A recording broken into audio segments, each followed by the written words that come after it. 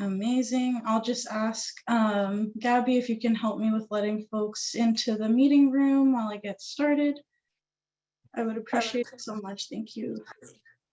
Okay, so hello everyone. Again, my name is Sid Betancourt. I use she, they pronouns, and I'm a housing advocacy organizer with NLIHC. And welcome to this week's Tenant Talk Live, how to form a tenant-based group, including resident councils, tenant associations, tenant unions, and beyond. And again, you're currently joining Tenant Talk Live, where we provide opportunities for you all to connect with one another and with NLIHC, share best practices, and learn how to be more involved in influencing federal housing policy and leading in your communities.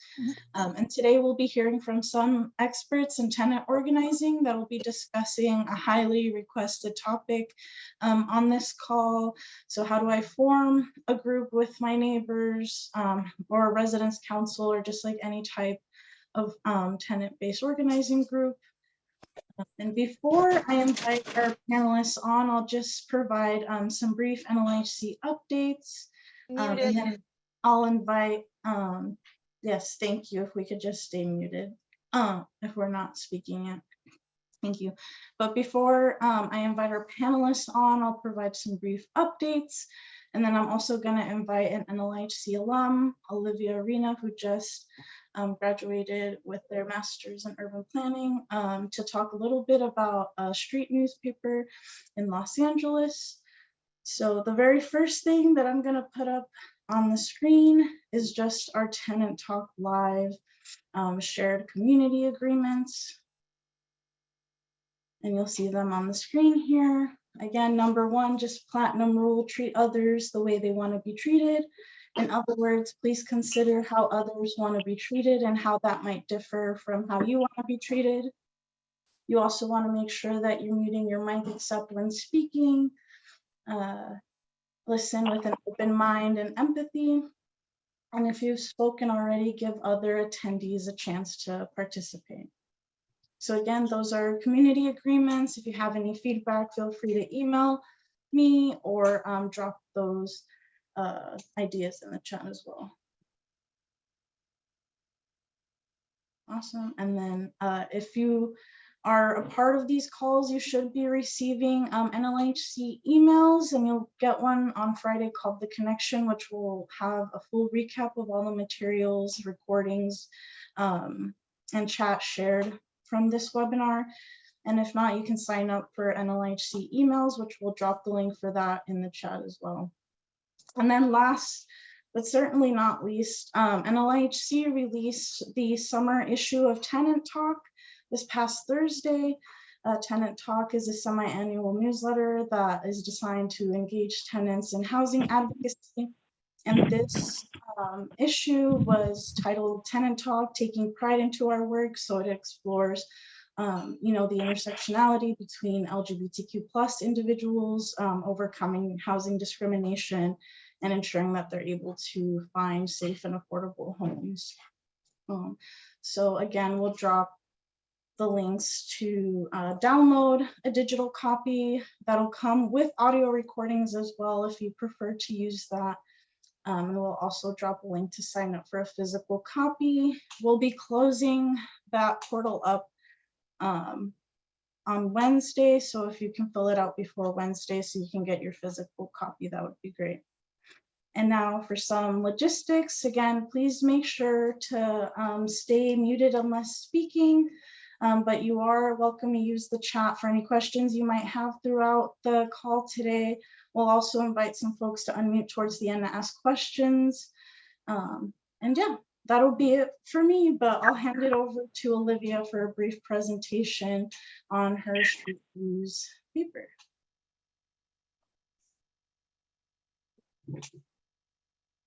Thanks, Sid. I'll go ahead and have you bring up my slides. For those of you who have been attending Tenant Talk for a few years, I was a housing advocacy organizer at the time that Kyle Arbuckle was running these. So I got to learn from him, and it's been so great to see Sid grow into this role. And I'm excited about my return as an NLIHC alum. Part of my housing advocacy portfolio was California, and now I live here in Los Angeles, and I just graduated from UCLA. And interestingly enough, about the urban planning capstone, UCLA allows for multiple options. So you're not just required to write a thesis, but instead you have the option of doing something called the community collaborative. This year's community collaborative focused on working with a street encampment in Van Nuys, so in Los Angeles County. And the specific task was to advance social justice in a liberatory way between master students and community members. So it was 15 community members and 15 master students working together to produce something that would be helpful for the community, and specifically for the Etna Street encampment. So our group was charged with a community design, and rather than being prescriptive, we actually worked with community residents to create a street newspaper called Street Views. Next slide. So this got to the concept of spatial justice, and I just wanted to start with a definition that I think can be really helpful in tenant advocacy. Spatial justice or injustice refers to this idea of the fair and equitable distribution in space of socially valued resources and the opportunity to use them. It works hand in hand with things like housing justice and education justice and environmental justice, and pushes us to think about the way these injustices exist in physical space, specifically in the way they play out across our cities. Specifically, the political organization of space is a powerful source of spatial injustice. And when we think about the built environment and the way our cities are structured, you can see this with the current housing inaffordability crisis and in Los Angeles, thousands of people who are living unhoused because of those structures. Next slide. So the task was to work with Etna Street community residents to create a community plan or design. Because we are master students, and fortunately all were housed at the time of this project, we didn't feel it was appropriate for us to design a community plan for folks who are living unhoused and who experience living on the street daily. So rather than write something prescriptive, which we often see in urban planning, we actually took the approach of working together with residents to identify what would be really helpful in designing, planning, and organizing for them. And next slide. For those of you in Washington, D.C., you will know that there's Street Sense newspaper. All of these little yellow dots here on this map are examples of street newspapers. You might have seen or be a vendor for one of these programs. We learned that actually Los Angeles is one of the only major cities across the globe that does not have a street newspaper. So we decided, and a currently operating street newspaper. So we decided to help create some of the infrastructure to help our unhoused neighbors write and produce a street newspaper moving forward. And that's where we got to Street Views. Next slide. So this is some of the content that we included. And I think this dovetails really well with the topic today, which is tenant organizing. One of the things that we did was open up our submissions to anyone who was a comrade or living unhoused to talk about whatever subject they wanted to and get editorial support from us. So we had examples of artists, street artists, folks who are currently in shelter, folks who are in art programs, submitting their own poetry, their own drawings. There was a section that had political advocacy. So these are some thoughts for our Mayor, Karen Bass, from folks who are living unhoused about some of the programs that are happening in Los Angeles. One of the pieces of legislation that's incredibly harmful is 4118, which does not allow the sitting, standing, lying, camping, or putting down physical property 500 feet from public amenities. So that's incredibly harmful for people who have nowhere else to go in Los Angeles. And so we put information about that. And we also included a DIY platform that one of our other groups had designed as part of this project. Next slide. This was the process that we used, and I think a lot of this can be applied to any type of tenant organizing. We first started with brainstorming our content, doing outreach, writing and editing. Then we would redo the entire process. Where could we add more content? How could we do more outreach? If we were writing and editing and there was something that we weren't community or lived experts on, how could we go back to get community experts to provide input or rethink? And ultimately, where we UCLA students had a lot of infrastructure was in coordinating emails for the printing process and distribution. So we financed the printing of over 2,000 copies of the street newspaper and worked with our own networks to distribute it throughout encampments and service centers in Los Angeles. Next slide. I actually brought physical copies of Tenant Talk to share as examples of good resources. So what was our role as students? We attended street festivals. We recorded conversations with attendees to turn into articles for folks who maybe weren't comfortable writing. We wrote and edited pieces. We did outreach and engagement. And most importantly, we documented our process and we leveraged our own networks to gain attention. So we actually created social media content and were featured in our NPR affiliate. There's a copy of the news story and I'll post it in the chat. But how could we leverage our own influence to get additional attention for folks who might not have the same power or privilege that we did as UCLA students? A key thing to think about in organizing. Next slide.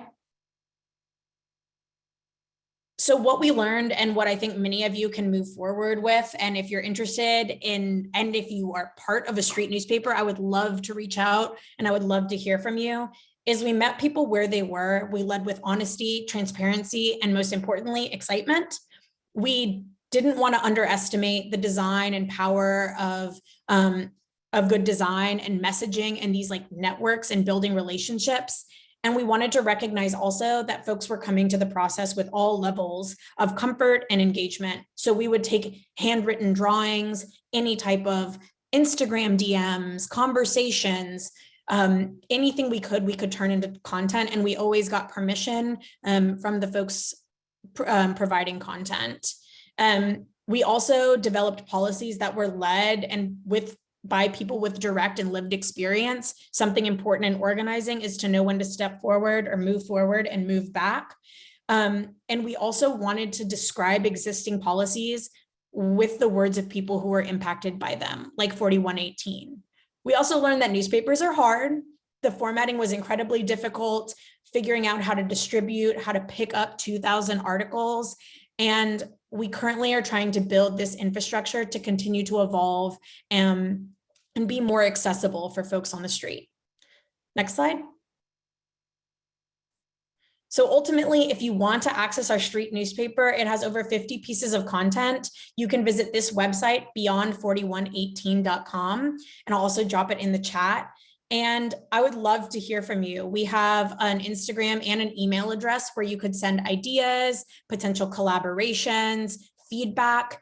We want to see this as both a resource in Los Angeles, but also to build on the legacy of other street newspapers and spatial justice collaboratives throughout the US. And I think that's everything. But Sydney, let me know if there's questions or ways I can provide more information. I will be jumping off in about 15 minutes. I think we have one hand raise, but we'll go ahead and move on to the speaker after this question. And if you can just drop your email and the links in the chat afterwards so folks can get in touch with you, that's great. Oh, Beck, you're welcome to still ask your questions if you want to ask a question. Sorry, I wasn't sure if it, yeah, okay. My question is, out of curiosity, do you know like the readership of the newspaper, like either the demographics or the numbers, anything like that? Over. Okay, another point that would be that's very difficult about newspapers. We decided to do a digital copy, which we hosted on another group's website, this Beyond 4118. There's also a lot of community narratives on that website, as well as different designs and organizing materials. We began collecting page views, but I don't think we did it correctly. It was around, I think like 20 or 30 page views, but we initially only printed 1,000 copies, and those were quickly used up, and folks asked for an additional 1,000. So I would say that based on that very rudimentary math, I would say 2,000 readers. I know I sent some to my family, and we collected as many printed copies as we could to physically distribute, and then to send out digital copies to other folks. We used social media. We would take screenshots and send them to folks, but it was really important to do a print newspaper because we had organizers in the group, mutual aid organizers, that went to encampments and provided these newspapers. We also worked with centers where folks would receive services or either did art and passed out additional copies. And we wanted to make sure, they're still being given out. I think we only have around 50 left, but we worked with a great distributor who does the UCLA newspaper. And I'm totally in favor of being transparent. It was, I think, $250 to $300 to print 1,000 copies. So we were able to pool resources and leverage UCLA funds to do those prints. And is it possible for you to also email it for those of us that are on by audio? Yes, I'll drop the email. I'll drop my own email in the chat. I'll email a copy to Sid, and I also will put the link where you can see the PDF online. I think in terms of accessibility, a place where we could grow is thinking about the needs of folks beyond like paper accessibility to language justice. We only had a few articles that were translated, and we know that a large demographic in Los Angeles speaks Spanish as well as other languages. And also thinking about how we can share that, not just in like the language accessibility space, but to make sure the information itself is accessible. But if we're by phone, we can't access the chat. I can put my email in there. I can also put, I don't know if it's appropriate for me to put my phone number in there for me to send anything. But there are several different ways I think I can get to you, and that Sid can follow up potentially. Yeah, and I'll save your number. I'm sorry I didn't get your name, but I can share your number with Olivia too afterwards. Yeah, and then okay. we also have like a somebody just mentioned in the chat that we have like our weekly recap emails on Fridays, so we can reach out. Okay. I just wanted to make sure that people are aware that for those of us that are by phone, we can't access the chat. Cannot. Thank you. Yeah, no worries. I'm like pinging your number on like my chat right now, so I don't forget to. Okay. So thank you so much, Olivia. That was really informative and really exciting to see that there was like a lot of need for it. So hopefully it continues to grow and it continues to be put out. Sorry, my dog is like trying to get my attention. But again, thanks, Olivia. And now I'll go ahead and introduce our panelists for today. Today we'll have Ryan Bell from from Tenants Together in California, and he's the Southern California Regional Coordinator. I also have Santra Denis joining us, who's the Executive Director of the Miami Workers Center in Florida, and they'll be joining us today to talk about forming tenant-based groups. And we'll begin with Ryan, and then we'll go to Santra. So Ryan, go ahead. Thank you so much, Sid. Hey, it's good to be with you all. And it's a privilege to share for a few minutes here on this excellent training webinar that happens, I guess, pretty often, right? Monthly. Oh, you have my slides. That's perfect. Thank you. So my just a little bit of background for me. As Sid said, I work for Tenants Together, which is a statewide coalition of tenant organizations in the state of California. I'm based in Pasadena, just outside Los Angeles, and am the Southern California Regional Coordinator. I'm also a member of Pasadena Tenants Union, which is my local tenants union. And we recently did major campaign to pass rent control and just cause eviction protections for the city of Pasadena, which has never had those protections. On our hotline at Tenants Together, as well as our local email and voicemail hotline in Pasadena, we have tenants call us all the time about problems that they're having with their housing, with their landlord, or with something that they need help with. And I feel like I'm always saying that the answer is organizing. People often call and they want to know if we have lawyers that they can talk to. And unfortunately, we don't have lawyers at Tenants Together or at the Pasadena Tenants Union. We are connected to a network of pro bono attorneys that are, as you might imagine, constantly overwhelmed with cases. And so we encourage people that, as helpful as a lawyer can be, you can accomplish so much by organizing and by learning your rights and empowering your neighbors. Next slide. So one of the first things that we talk about is what exactly is organizing. Go ahead and click again. Just real quick, maybe drop in the chat a couple of words. What is organizing to you? Feel free to just share your thoughts. There's no wrong answers. There's no right. It's not a trick. Great. This is awesome. Collaborating, learning, listening, sharing, building authentic community. Again, listening, unity, bringing community together for collective power. That's awesome. Yes. Great. Click again, please. And then once more. So this is my working definition of organizing. Organizing is a process, again, whereby individuals come together. So a lot of comments in the chat about coming together, unity, building community with others in their community. Go ahead and click to solve problems they're facing. And then once more, and exert their power together to achieve their shared goals. So it sounds pretty easy, right? Coming together with others in your community to solve problems that we're collectively facing and to exert power together to achieve our shared goals. There are key phrases. Next slide. There are key phrases in this. Oh, sorry, click through. Sorry, I didn't realize it was going to have all that. There we go, right there. Coming together to solve problems. Power is a key word in all of this, and achieving our shared goals. The power of organizing is that we are not alone. And so often, especially I think in the culture of North America, we are taught that we have to pull ourselves up by our bootstraps. We have to, keep certain things private. If we got a 3-day notice, that's perhaps embarrassing and we should keep that to ourselves.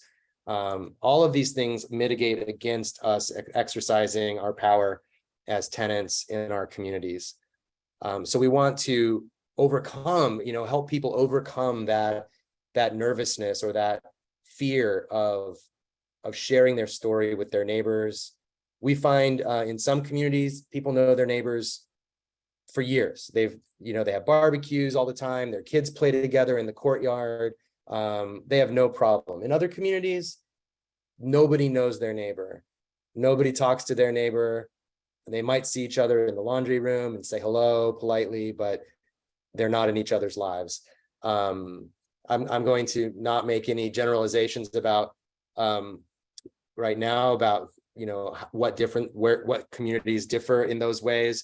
But I'm sure you've also had the similar experiences if you've tried to organize neighbors in your community. Some neighborhoods, some buildings, some apartment complexes, it's super easy. They already know each other.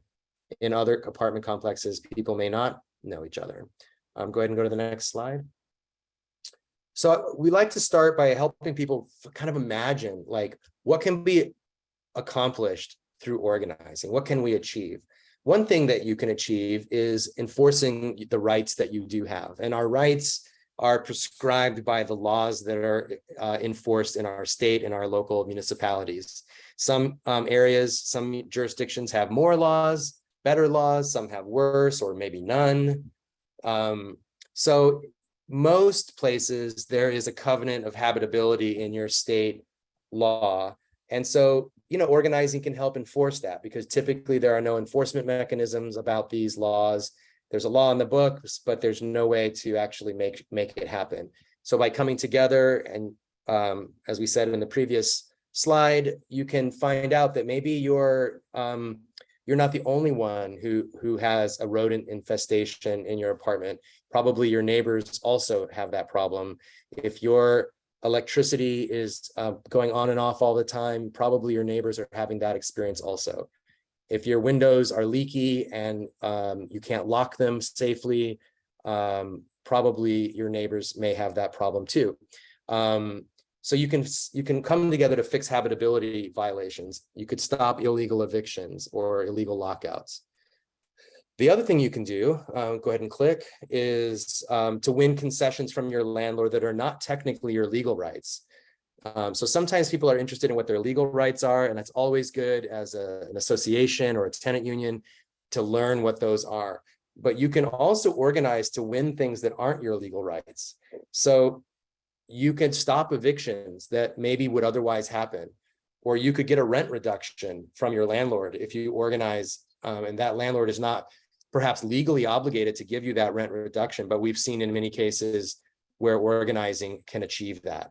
Let's say everybody in the building got 10% and they come together and they say, look, there's just no way we can afford this.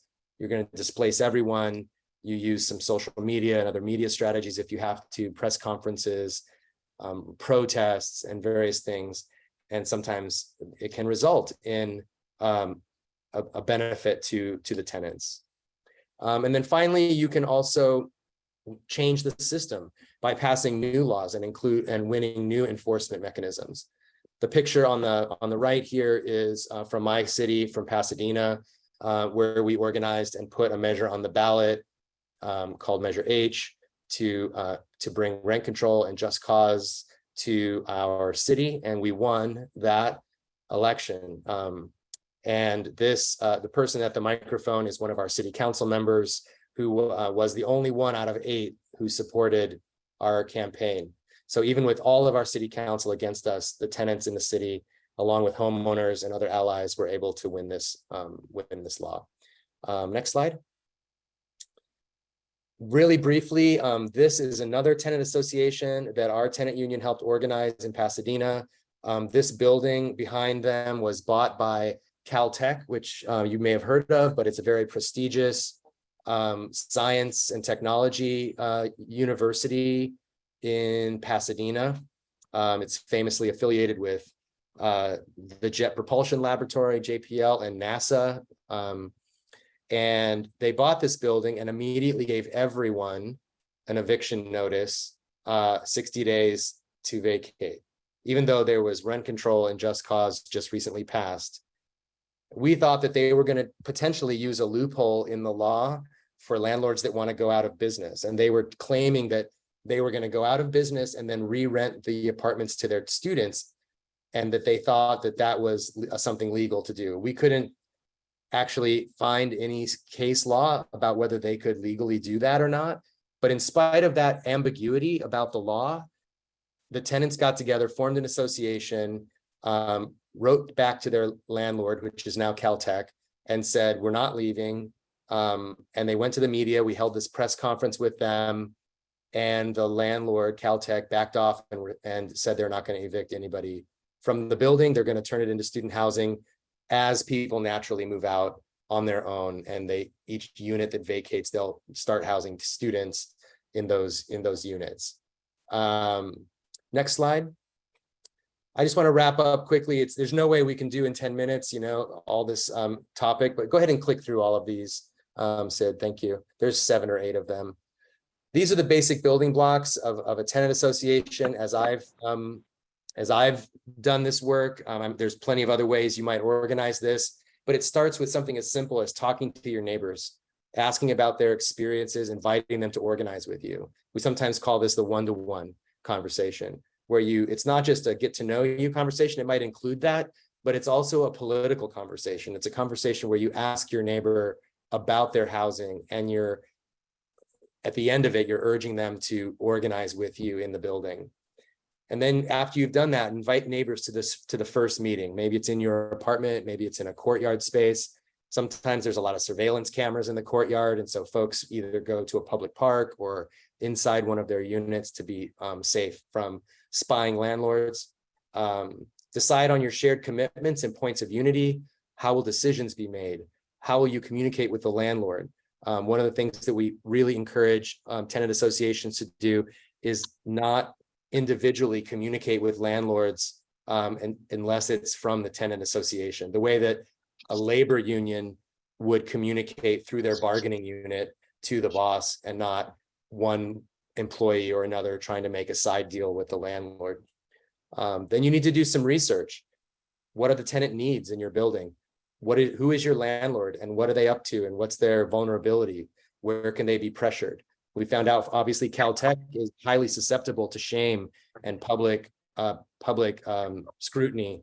And so by going to the public, going to the press about these evictions, we knew that Caltech would most likely back off. Doing some research about your legal rights and also the political conditions in the place where you live. Then deciding as an association on what is your demand. Perhaps the demand is a rent reduction, or maybe it's to fix some long-standing habitability issues in your apartment.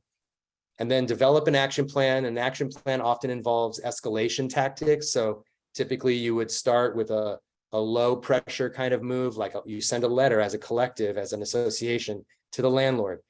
Likely the landlord doesn't do what you want on the first effort. So you have to, what's next, this next step, maybe culminating even in protesting outside of the landlord's house, if you can find where they live, going to the media, shaming them in the media for the way that they're treating their tenants, and then working that plan. So I've probably already gone over my time, so let me stop there. I know we're going to have time for Q&A later.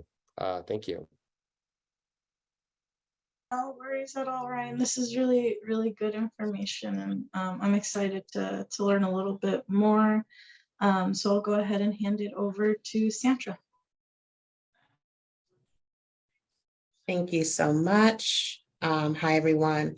I'm actually, if possible, can I share my screen? Yes. Let me know if you don't have permission. Let me make you co-host. That should be able to. Thank you. Okay. Perfect. 1 second.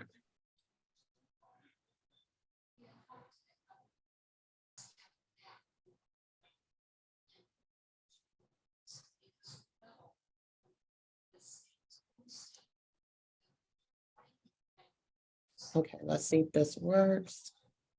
Share.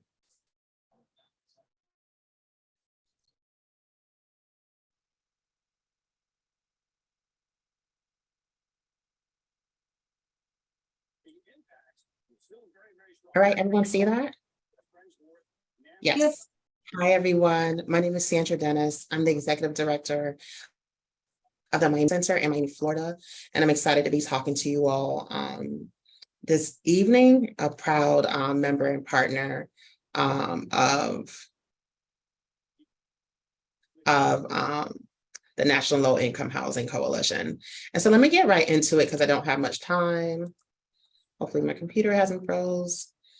Sometimes it does that, but I'll bring up the slides once they're available again.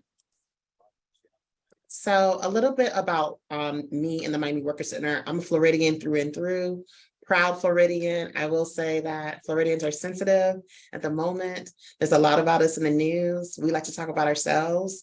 We don't let people talk about us. And so be very careful in your comments about Florida today.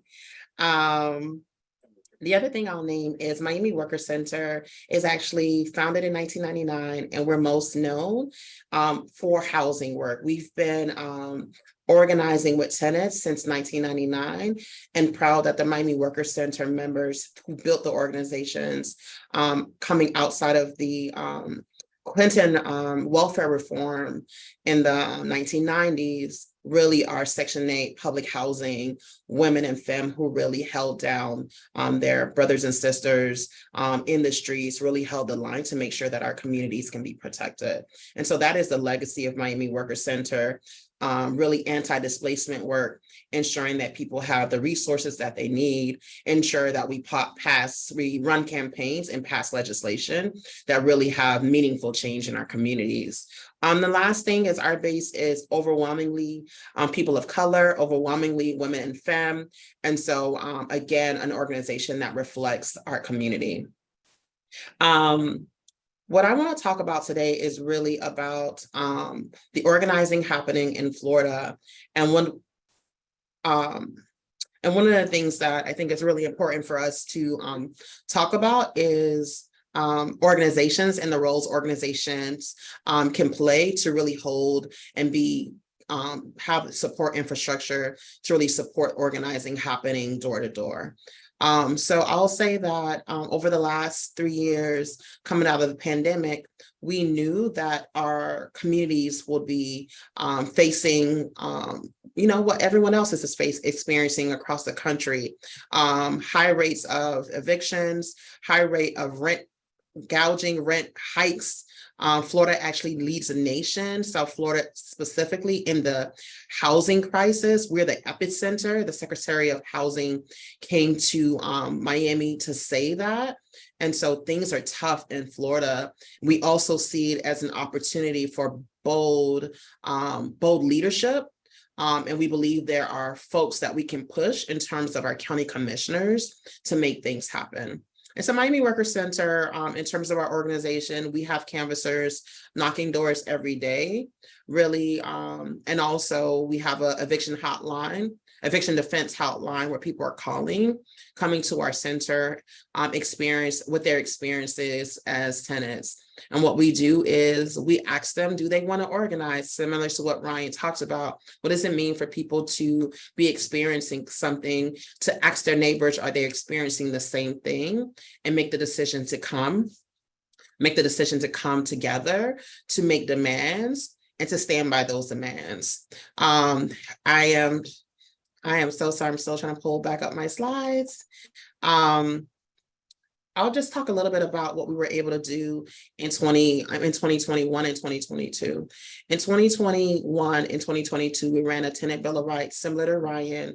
It was preempted actually this year, but we still believe that we were able to make some strides. I think that one of the things we are often thinking about is, even in preemption, were we able to push the government to win more rights for our people? So initially in Florida, the fair notice for any rent hikes or evictions were 15 days. Because of the Bill of Rights that came out of Miami, which we had got it to 60 days, the state actually did hold the line in terms of not 60 days, but 30 days. And we think, again, that is only possible because of tenants who knocked their neighbors' doors, who advocated for themselves and their neighbors, who really allowed for us to really push fair notice in Miami-Dade County. We also, I don't know if you recall, there was a building that collapsed in Surfside, Miami. And when that building collapsed, there was a lot of code enforcement or legislation around code enforcement that went out. And so we saw buildings who were 40 years or older all have to get inspected. And we just knew, based on the conditions issues that our communities experience and have been talking about for decades, that the communities that we serve would be impacted by the 40-day inspection. We saw that it would also be a fast track to move people out and for people to develop folks.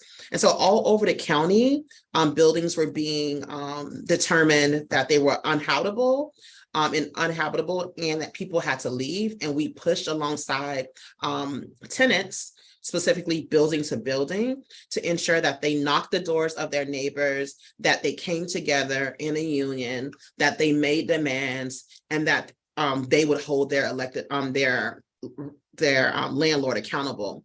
And what that looked like for some tenants was that they negotiated, if we have to leave, you have to give us first, last, and security so that we can actually move. The moving cost actually has to be covered because this building is being condemned based on your neglect.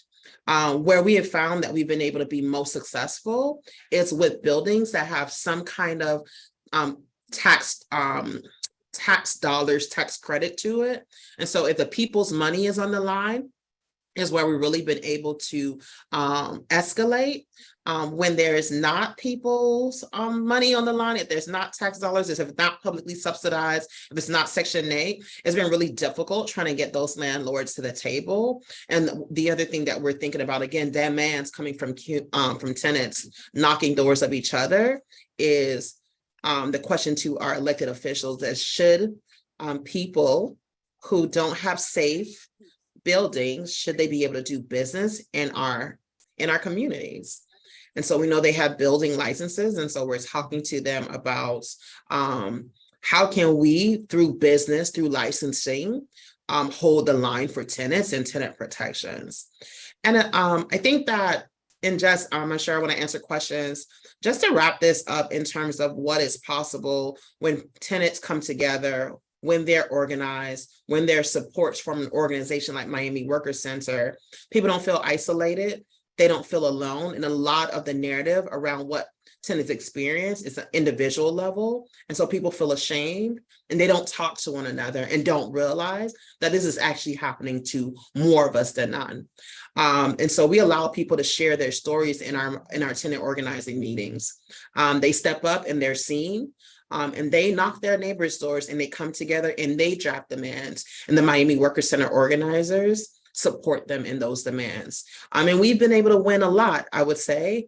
We just won $2.9 million, largest I would say budget allocation for tenants in Miami-Dade County for eviction diversion, where we're knocking the doors of folks on the eviction list, connecting them directly to legal services. And it's like our initial headed towards right to counsel. And that didn't happen and wouldn't happen without organizing. And so organizing is critical. We don't have the money that private wealth has, but we do have people power. And so again, the $2.9 million, the Tenant Bill of Rights, the Office of Housing Advocacy that we were able to win in the last 3 years in Miami-Dade County only happened because tenants held the line. They stood up for themselves and their neighbors, and they demanded that folks listen to them and make and take action. And so I'll pause there. I'll definitely share slides so that people can have it towards the after this time together. And I'm sure we'll have some time for question and answers. Thank y'all so much. Thank you, Santra, and thank you, Ryan, as well. That was really, really good presentation. And I really just appreciated the fact that you also said, Santra, that it's not just like, it may feel like you're the only person experiencing it, but there's definitely multiple folks who are also kind of experiencing the same thing and are willing to join in the advocacy journey. So thank you again, both. We did get some questions already in the chat, so I won't waste any time in bringing those up. So I'll go through the ones in the chat really quickly, which are all kind of similar, and then we'll bring maybe one or two people from the audience to unmute. But the major question and / concern has really been around retaliation, which is a very valid issue that we've heard from folks a lot. And I guess there was also just like a question around how we can address retaliation in private housing as well, because it'll look very different depending on whether you're subsidized or not. Right. I'm happy to take a first stab, Ryan, and then pass to you. Yes, please. I think we got to be honest about risk up front. We're always honest about risk up front. We also know that retaliation will continue to happen, right? You know, you've seen one landlord, you see them all. We're talking about folks' rights. And so we have a responsibility as organizers to agitate people. And we often talk about people like, do you want a Miami, not only for yourself, but for your children? Do you believe that this should be the state of housing? Do you believe that you should be not only retaliated against, but also this is exploitation, this is abuse? Should this exist in our county? And can they take the risk? Because often we're talking about people with immigration status, that mixed status in their families. And so if they can't take the risk, how can Miami Workers Center and the rest of the tenants also position themselves to hold the line, to have each other's back, to support some of that, to think about what that looks like. So it's just not one person who's the point person. The last thing I'll say is like, who's going to be the leader of this tenant union? Who are folks identifying as a lead? If folks are scared of retaliation, are they the lead? Or who else in that building can be point on being the spokesperson or being the lead of that tenant union? Yeah, great stuff. I totally agree that we need to be honest with folks. In the labor movement, it's sometimes referred to as inoculation, like helping folks think through what could happen ahead of time so they're not surprised. And then I sometimes try to help people think through, like, what's the worst case scenario, okay? And in some cases, it's truly awful, and they can't take that risk, as Santra was saying about like undocumented folks who could have immigration called on them. They could be deported. I mean, it could end in, it could end in death in many cases of people literally putting their lives on the line. Some folks have more privilege, more security, more cultural, social power, and those people can stand in the breach and take that risk for the community a bit easier. So I think that's something for the association or the union to kind of talk through and understand. And then, one of the things that I often find myself asking people is, okay, I totally get that there's this risk, but what is the risk of not doing something? There's no risk-free path forward. The risk of not doing anything is that this harassment continues, these uninhabitable conditions where your health is at risk, your children's health is at risk. Right now we're having tenants report landlords turning off their electricity in the summer where it's 110 degrees in the Central Valley of California, just in a retaliatory way. They just turn off the air conditioning. So that's going to keep happening if you do nothing. So it's really like assessing that risk. You don't want to foolishly take risk where people could be evicted, but also using the power that you have in the media. And someone asked the question about at what stage. I think it's really important to be strategic about escalation. And how you want to escalate. You give the landlord the opportunity to take the easy path, and then kind of say, okay, we're not giving up, and the media is going to hear about you and your behavior, and get your elected officials in on it. If maybe they don't believe that tenant rights are really that important, get in front of them and tell them the story. Invite them to come to your apartment and show them what's going on. Make them believe it. So many of these folks haven't rented an apartment in decades. They've been homeowners maybe all their lives. They've forgotten what it's like to rent, and they need to see it's not just stories that people are making up, it's people's actual lives. And I've seen elected officials go from lukewarm to pretty passionate about passing anti-harassment ordinances, anti-retaliation ordinances. Once landlords know that you can get damages in court for harassment and retaliation, and the first time a judge assesses damages in favor of a tenant for harassment, that sends a message also. So it's a long path. I think one thing we saw in the protests in 2020 after police murders of Black men in our country, is that white allies, took the front line with police and protected, yes, exactly, and Black women as well. I think there's a place for privileged people, frankly like me, who can more easily sustain some of that retaliation than others, and really having a good conversation about that's really important.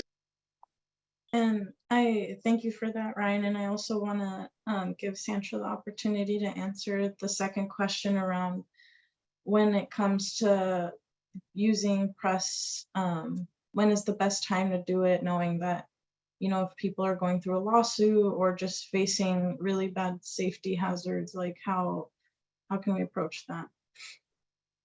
Sure, I'm in full agreement with Ryan. I think the first thing is you want to give people notice. You want to give them an opportunity to rectify what's happening. And so we don't go to press first. We go to press as an escalation. when there hasn't been a response, when they haven't listened, or if they don't want to respond to the demands. There was a case in North Miami where there was a family, not a family, there was a building that got condemned. Again, didn't pass a 40-year inspection. And they gave all the families there 3 days to move, and said that within the 2 days, they were going to turn off the utilities in that building. Meanwhile, we knew that that location was going to be developed. And so we wanted to have a conversation with the landlord, and they didn't want to come to the table. And when we escalated and they called them slumlord publicly, he wanted to come to the table. And actually, it worked out for the tenants, because they came to the table, wanted to negotiate. But they would not have come to the table had we not go to public, had we not called the city from the sun up, the sun down, and we tied up their phone lines all day. And that is actually what made folks move. It doesn't always work. Sometimes you get pressed and people still don't show up to the table. Then you have to be really clear in terms of what you have power. We have to have a true assessment of power.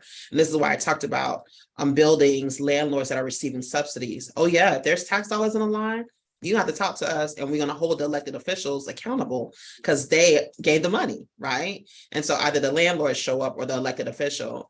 But with private folks, it's been difficult. So you can use press. And there's other ways you can continue to escalate, right? But I wouldn't escalate before making the demand directly and trying to giving folks a few days to respond. Thank you so much, Santra.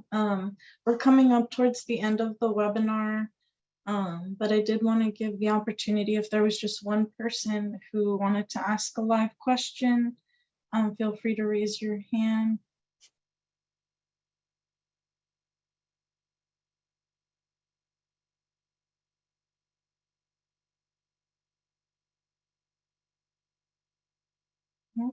Okay, well, in that case, I think Jennifer had another question in the chat about just folks coming over that apathy about us just being, feeling like folks aren't listening to us, or just feeling like giving up. And Ryan left some comments in the chat about, how, like, should we really be thinking this way? Like, is this how folks should be treated? And Ryan, if you want to elaborate a little bit before I close this out, but yeah, thank you again. People have real issues with, like, elected officials, for example, like, for really good reason, right? They've voted all their life, they've done all these things and nothing changes. So I think it's easy for people to get cynical. But to kind of keep, one of the great things about a tenant association is that you build those emotional and relational connections with your neighbors as well, and you can support each other. Sometimes one person in that association is just feeling so defeated and they want to give up, but other people in the association can, like, fill in for them and kind of encourage them and lift them up.